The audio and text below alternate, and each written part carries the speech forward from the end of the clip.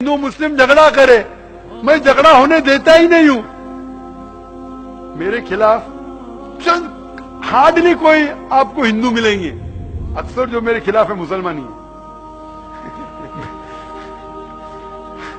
आप अगर नेट पे जाएंगे ना, आप गूगल करो जाकिर नाइक इन्वर्टेड कॉमर्स में, 62 लाख से ज्यादा वेबसाइट है। 62 कोई भी मुसलमान मुकर्रर की दुनिया में 62 लाख वेबसाइट पे है ही नहीं। नंबर 2 पे आते दीदा, जिससे मैं मुतासिर हुआ, उसके है 14 लाख, मेरे 62 लाख है। कितने?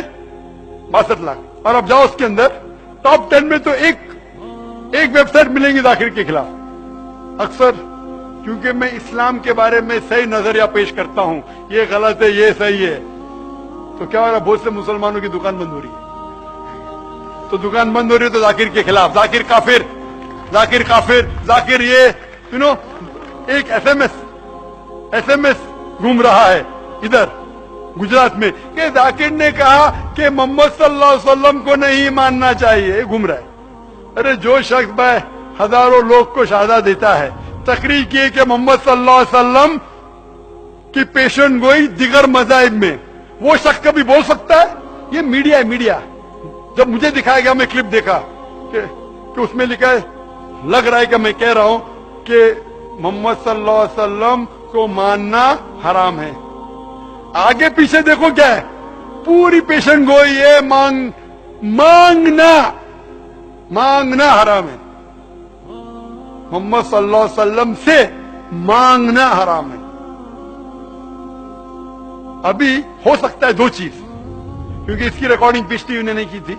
दो जो हो सकता है कि स्लिप ऑफ द टंग है, सबकते लिसान, जबान फिसलना, या हो सकता है किसने मैनिपुलेट किया है।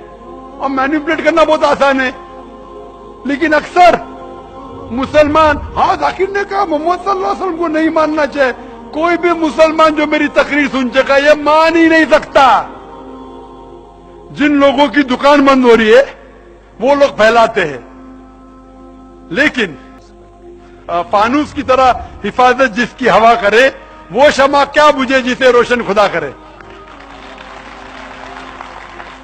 मैं तकरीर नहीं करता हूं शोहरत के लिए, मैंने मेरे मेडिकल का पेशा छोड़ दिया।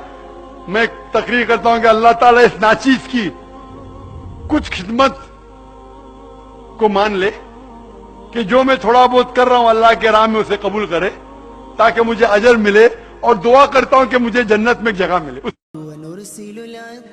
नेक बंदे बंदियों का वो पहलू बता रहा हूं जिसकी तरफ तवज्जो नहीं जाती। पर्दादार औरतें बेपर्दा औरतों को ऐसे देखती हैं कि जैसे इंसान नहीं है सामने, जानवर खड़े हैं। बेचारे जाकिर नायक को यहूदियों का एजेंट बना दे, टाई पहनता है, कोट पहनता है, यहूदियों का एजेंट, यहूदियों का एजेंट। या अल्लाह मेरी तौबा, इतना तासुब, इतनी हकारत। हजारों आदमी जिस शख्स के हाथों कलमा पड़ गए, एक आदमी का कलमा पढ़ लेना सारी कायनात का मिल जाने से बेहतर। यहूदियों का एजेंट, यहूदियों का एजेंट, जो टाई लगाता है, कोट पहनता है, इतनी तंग नजर, इतनी तंग नजर।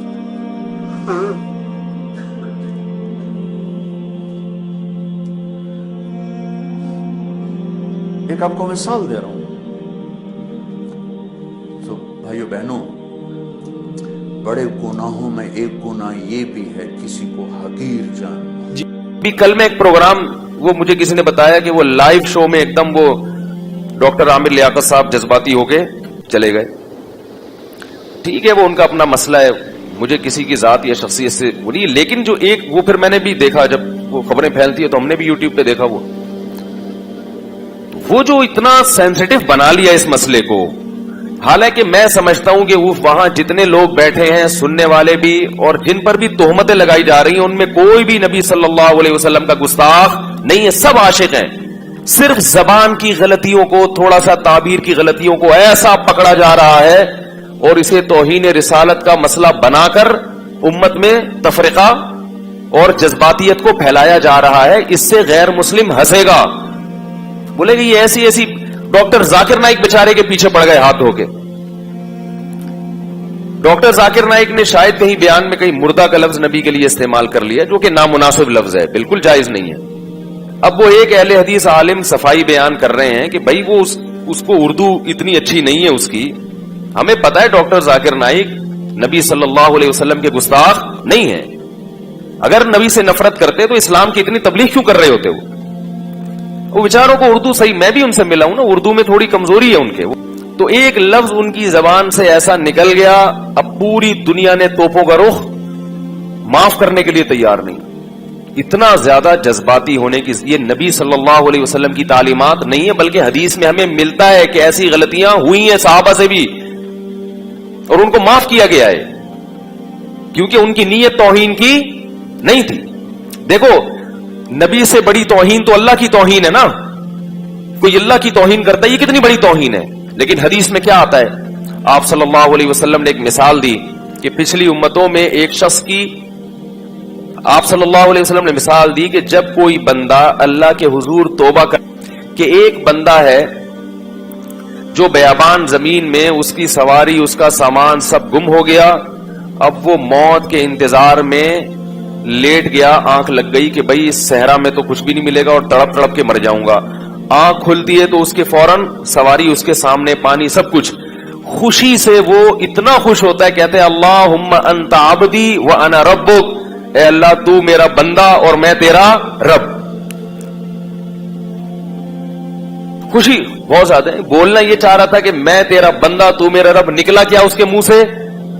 شکر ہے اس وقت ویڈیو کیمرے ایجاد نہیں ہوئے تھے اور یوٹیوب، ورنہ اس کی ویڈیو بنا کے لوگ ڈال دیتے اور اس پہ کفر کے فتوے کہ اس نے اللہ کی توہین کی. بھائی انسان ہے یار، کتنا بڑا بظاہر کفر ہے یہ. اللہ کو اپنا بندہ کہہ دینا، اس سے بڑا کوئی جرم دنیا میں ہو سکتا ہے؟ لیکن ہمیں پتا ہے کہ اس کی نیت یہ نہیں تھی. انسان ہے، کبھی کچھ کہنا چاہتا ہے، نکلتا کچھ ہے منہ سے. یہ تو دن رات ہم دیکھتے ہیں. بعض دفعہ بولتا کچھ ہے، سنائی کچھ دیتا ہے. تو یہ ہماری جو حواس ہے نا، یہ انسان کے حواس ہیں، اس میں بہت غلطیاں ہوں گی، بہت کچھ الٹا پلٹا ہوگا، بہت کچھ غلط ہوگا. اللہ نے کہا سوری کر لو، معذرت کر لو، لیکن یہ سوری کی بھی قبول نہیں کرتے. تو یہی مسئلہ ہے کہ جب وہ اللہ کے بارے میں کہہ رہے اے اللہ تو میرا بندہ میں تیرا رب، آپ نے فرمایا اخطا من شدت الفرح، اتنا خوش ہو گیا تھا کہ بیچارے کی زبان سے غلط الفاظ نکل گئے. پھر آگے حدیث میں یہ بھی نہیں ہے کہ کریکشن کی یا نہیں کی، بس ہو گیا تو ہو گیا. مطلب یہ کہ اللہ کو تو پتا ہے کہ میں کیا کہنا چاہتا ہوں. تو اسی طرح ڈاکٹر ذاکر نائک بیچارے نے اگر یہ کہہ دیا مردہ کا لفظ، جو غلط ہے، نہیں کہنا چاہیے، لیکن ہمیں پتا ہے کہ ڈاکٹر ذاکر نائک رسول اللہ صلی اللہ علیہ وسلم کی توہین کے مرتکب، اس کو اتنا سینسٹیو مسئلہ بنا لیا کہ بھئی ہم تو پروگرام بھی نہیں کرتے اور یہ اور وہ، اس پہ نعرے بھی لگ رہے ہیں. تو یہ مسئلہ ٹھیک ہے، ہم نہیں کہتے کہ ممکن ہے آپ نے عشق رسول میں ہی یہ کیا ہو، کسی کی نیتوں پہ ہم شبہ نہیں کرتے، مگر بہرحال یہ علمی لحاظ سے اور سنجیدہ لوگوں سے اگر آپ رائے لیں گے تو کوئی بھی اس طرز عمل کو پسند نہیں کرے گا. اور میں اس پہ بات اس لیے کر رہا ہوں کہ یہ ہماری قوم کا ایک مزاج ہے، یہ صرف ایک پروگرام کی بات نہیں ہے. بہت سی چیزیں تو گستاخی ہوتی بھی نہیں ہے، پھر بھی ان کو پکڑ کے بیٹھ جاتے ہیں. اب اگر کوئی نبی صلی اللہ علیہ وسلم کے بارے میں یہ کہہ دے کہ آپ پر موت واقع ہوئی ہے، یہ گستاخی نہیں ہے، یہ تو ایک حقیقت ہے. انکا ہو، موت واقع ہونے والی، وانہم میتون، قرآن کہہ رہا ہے. حضرت ابو بکر رضی اللہ تعالیٰ عنہ نے جو سب سے پہلا خطبہ دیا، آپ یہ کہہ سکتے تو قرآن تو کہہ سکتا، ہم نہیں کہہ سکتے.